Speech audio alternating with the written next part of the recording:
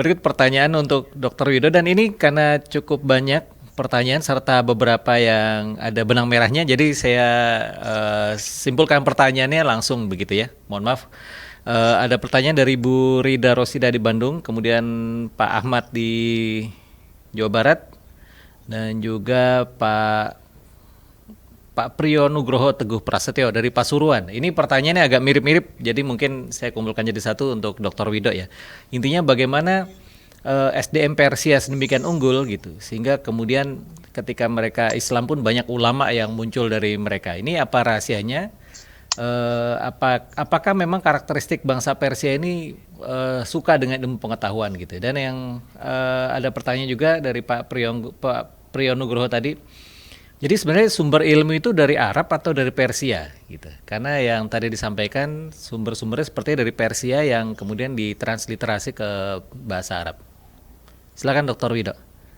Iya, bismillahirrahmanirrahim. Jadi kita tadi melihat bahwa negeri yang ditaklukkan oleh Islam ini bukan negeri biasa-biasa saja, itu intinya. Ini negeri yang punya peradaban, dan peradaban yang ada di sana adalah peradaban yang kaya, karena memang di sanalah pusat perpaduan peradaban Hindu, Yunani, ya, dan peradaban-peradaban yang lain, termasuk juga bangsa Persia ini juga disebutkan adalah kumpulan ya sejarah dari banyak ras ya yang kemudian berkumpul di sana. Jadi ini adalah satu keberkahan bagi Islam ketika kemudian menaklukkan Persia dengan peradabannya, tetapi kemudian Islam hadir di sana untuk melakukan Islamisasi. Jadi Islamisasi itu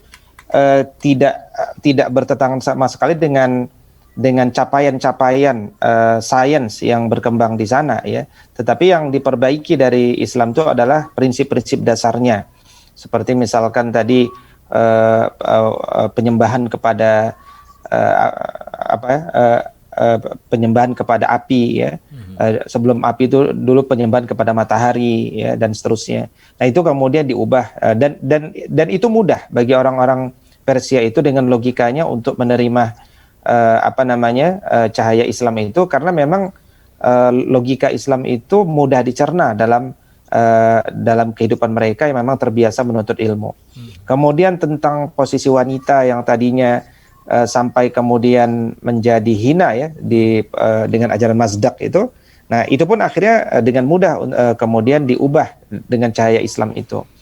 Nah, berikutnya jadi struktur Islam itu kan ada ilmu fardu ain, ada ilmu fardu kifayah ya, baru masuk kepada keterampilan ya atau skill ya.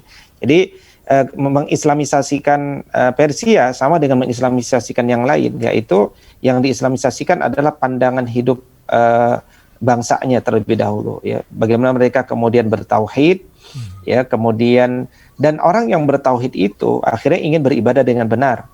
Dan orang yang menghayati ibadah dengan benar itu akhirnya melahirkan bentuk-bentuk akhlak yang bisa dikatakan jauh berbeda dari sebelumnya. Jadi yang kita sebutkan akhlak kepada wanita, akhlak kepada dirinya sendiri dan seterusnya, itu kan akhirnya otomatis terjadi perubahan di sana, gitu ya. Jadi cahaya Islam itu akhirnya masuk ke wilayah itu. Tetapi juga dalam sejarah kita melihat bagaimana ketika masa kepemimpinan Umayyah, memang dalam banyak karya-karya sejarah disebutkan terjadi gap ya antara Arab dengan orang-orang Persia ya, yang kemudian memunculkan gerakan-gerakan tertentu yang nanti menjadi pemicu penguat bangkitnya Abbasiyah ya. Jadi dalam hal ini ya saya kira sampai di situ ya jawaban saya. Wallahu a'lam. Allah Jazakallah khair Ustaz.